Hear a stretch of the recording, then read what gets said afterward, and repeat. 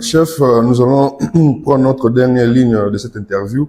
Nomination au sein du cabinet du chef de l'État. Récemment, le président Félix avait annoncé la réduction des trains de vie des institutions.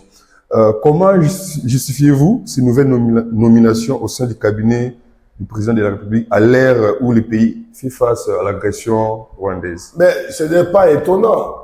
Le cabinet du chef de l'État, c'est une structure reconnue par la Constitution. Le président de la République doit travailler avec un cabinet. Et le choix des membres de ce cabinet devra venir uniquement du président de la République. Je ne vois pas pourquoi je dois aller épiloguer sur des choses qui ne relèvent pas de ma compétence. Mais ce que je trouve, c'est que tous ces gens qui ont été nommés, j'espère que le président a tenu compte que des compétences.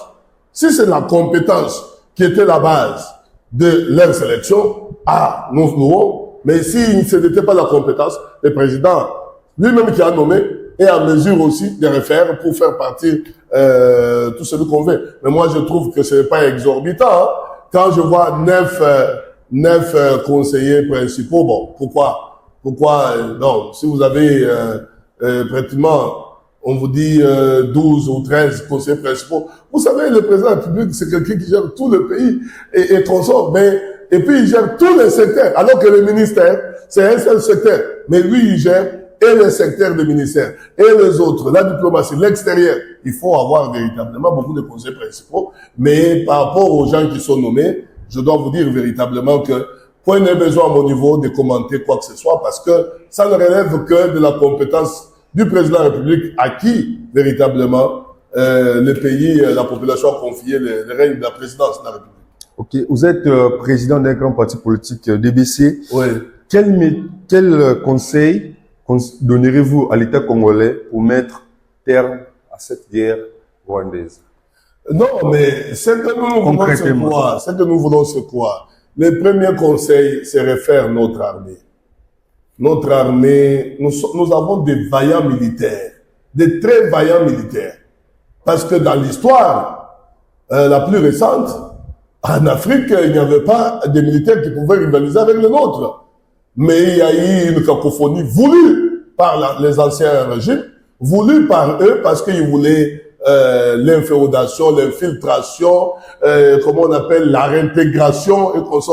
On vous intègre les étrangers dans l'armée. Tantôt il est congolais, lorsqu'il décède on le plaire au Rwanda.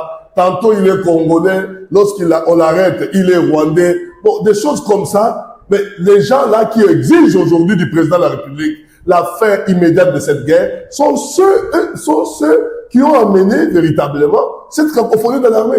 Il faut refaire d'abord notre armée, que l'armée redevienne ce qu'elle a été, l'armée forte. Mais il faut la noter. Vous savez que ces derniers temps, il y a eu beaucoup de dépenses pour l'armée congolaise. Mais que voulez-vous face aux gens qui sont inféodés à tel point que vous arrivez, ils fuient. Ils laissent le matériel, ils laissent les munitions et ils laissent les tenues pour l'ennemi. Ça, c'est scandaleux. C'est scandaleux alors que les militaires ont comme devise mourir pour la patrie. Hein? Mourir pour la patrie.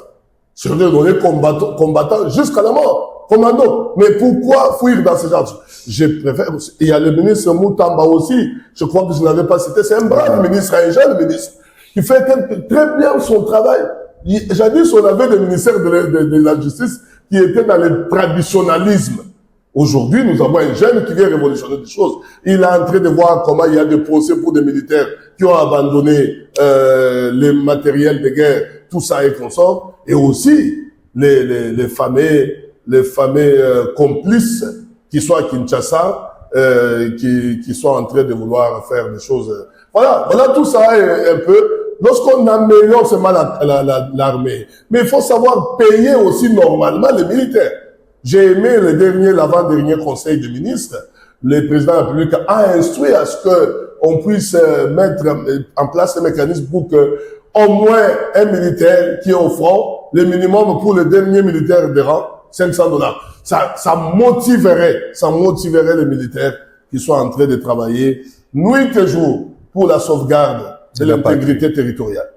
Chef, quel message lancez-vous aux populations de l'Est victimes des atrocités rwandaises? La DBC et moi-même compatissons avec eux. Nous savons nous mettre en place, à leur place, vu la douleur chaque jour que ces populations subissent.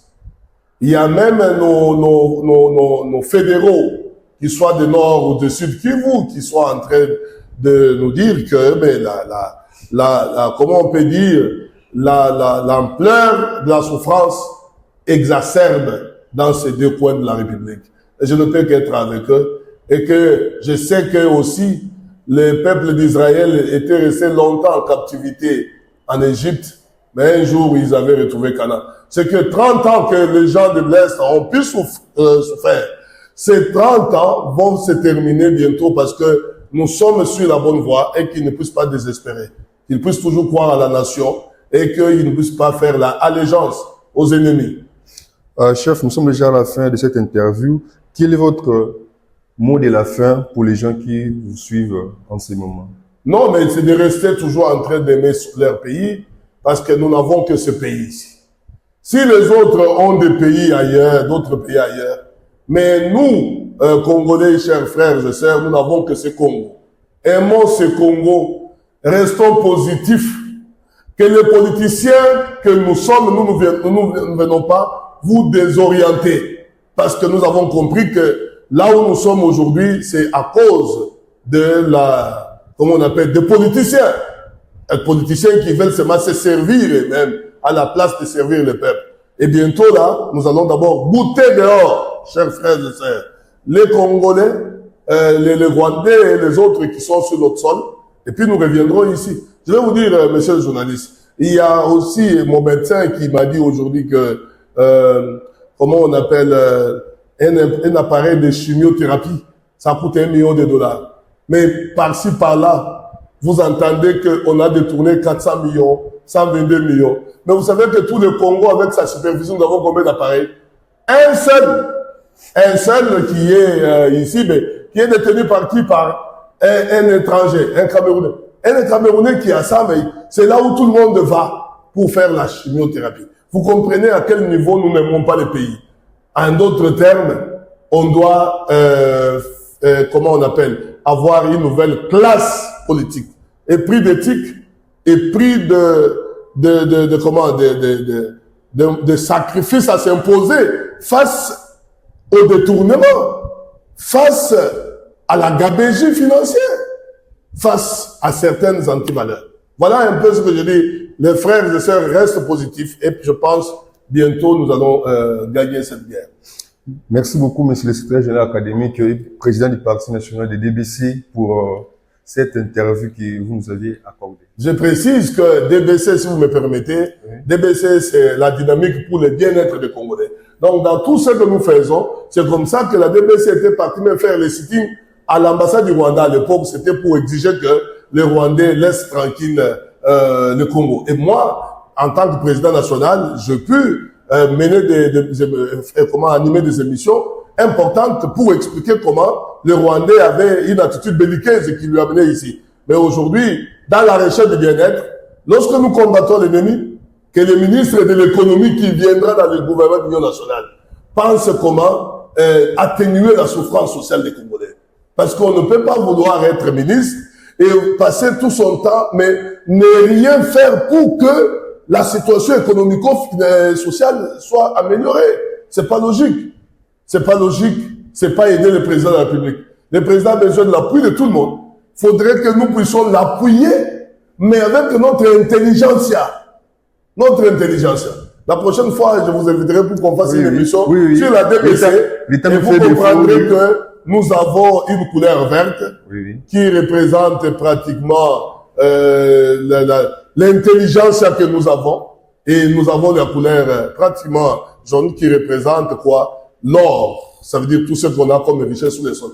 Sous les sols et les sols. Sous les sous-sols et les sols. Malheureusement, ceux qui dirigent doivent comprendre que le président de la République, quand il vous fait confiance, c'est pour améliorer. Vous avez trouvé quelque chose à X, amenez la chose à Y.